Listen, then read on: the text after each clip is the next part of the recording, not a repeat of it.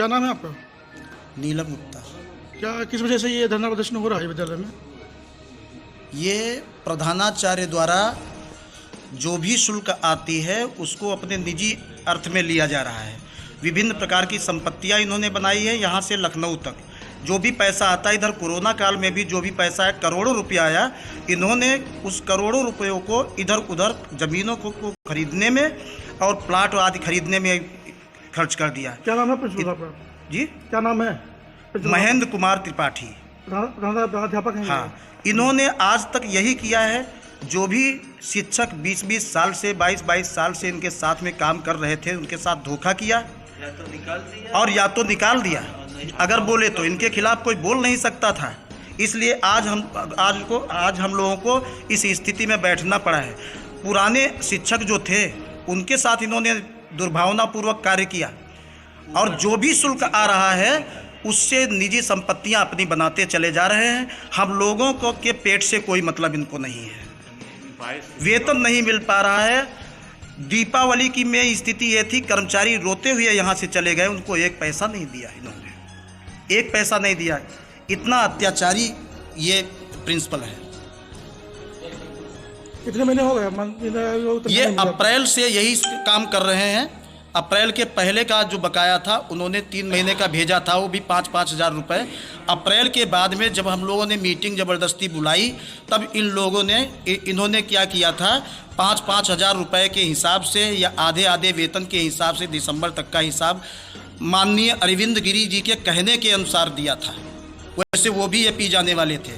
इधर बच्चों का लगभग 90% शुल्क आ चुका है। इन्होंने क्या किया है, इधर जल्दी में ही 8-10 संपत्तियां खरीद डाली है। ये शुल्क जो है करोड़ों रुपए का घोटाला इन्होंने किया है। इसलिए आज हम लोग अनशन पर बैठे हुए हैं। हमारे वेतन से 10 है।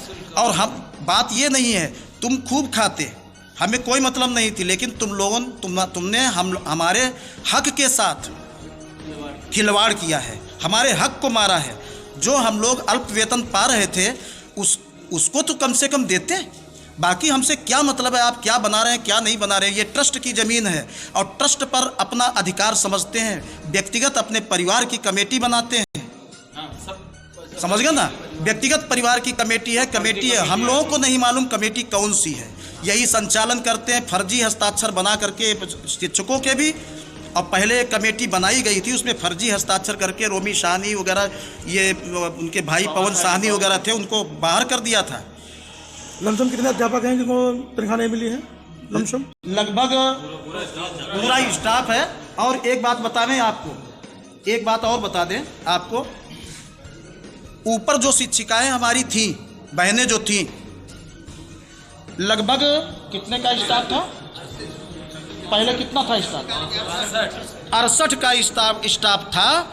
उसमें से निरंकुशतापूर्वक ये कह दिया गया, बगैर किसी लिखित सूचना के ये कह दिया गया कि आप लोग जाइए, कल से काम पर मत आना। और कोई भी वो नहीं दिया गया। हमारे साथ में एक साथी राजेश दीक्षित थे, उनकी सिफारिश में माननीय पूर्व विधायक विनय तिवारी जी भी आए थे, लेकिन इन्होंने उनसे कह दिया कि यहाँ के ब्राह्मणों ने ही हमारे विद्यालय को बर्बाद कर दिया है। ये कोई बात होती है? ये तानाशाही नहीं तो क्या है? अच्छा, आप क्या चाहते हैं? आप इस समय हम ये चाहते हैं हम लोगों का वेतन मिले अप्रैल से पूरा। इन्होंने वादा किया था कि हम पूरा वेतन देंगे, ये वादे से मुकर गए। बच्चों की जो शुल्क जो फीस होती है, हाँ वो जी, पूरी जमा हुई या? पूरी जमा हुई है और सब जमा कर रहे हैं। अभी थोड़ा बहुत बचा है, वो भी बच्चे दे देंगे। हम लोगों से कहा गया कि फीस जमा कराइए। बच्चों के गार्जियन से हम लोगों ने रिक्वेस्ट की, फीस जमा किया, सारे साक्ष्य मौजूद हैं। और इसके बावजूद भी इन्होंने क्या हुआ, फीस आती है, कार्यालय में जमा होती है और झोले में पैक करके अपने घर सीधे मंगवा लेते हैं। बैंक भी नहीं भेजी गई। ये स्थिति है इनकी। जी, वो बाद में चलो।